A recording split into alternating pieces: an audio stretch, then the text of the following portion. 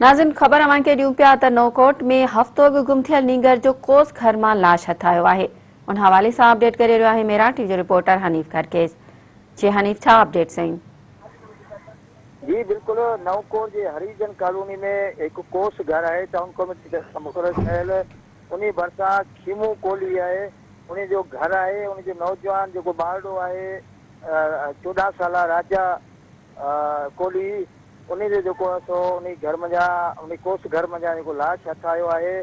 वारसनि जो चवणु आहे त छोकिरो हफ़्तो अॻु सो गुम थियो। असां इलाइक़े जे मुख़्तलिफ़ इलाइक़नि में बिरादरी जे माण्हुनि में जेका ॾिसी, पर छोकिरे जो पतो कोन पियो।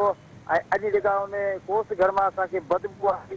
सवेर तमामु घणी बदबू आई। असां दरी कोस घर जी उन मां ॾिठोसीं त निंगर जो लाश हो उहो अंदरि टंगियल हो।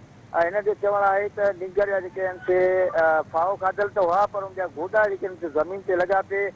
ऐं जेका असांखे इन मामले जो शक लॻे थो, इतला ते नवकोट पुलिस वाक़े वारे हंधि पहुती आहे। ऐं पुलिस जो चवणु आहे त मामले जी असां चइनी तरफ़नि खां जांच करे रहिया आहियूं। जीअं ई हक़ीक़त साम्हूं ईंदी पोइ पधरी कंदासीं। जी हनीफ़, अवां जी महिरबानी।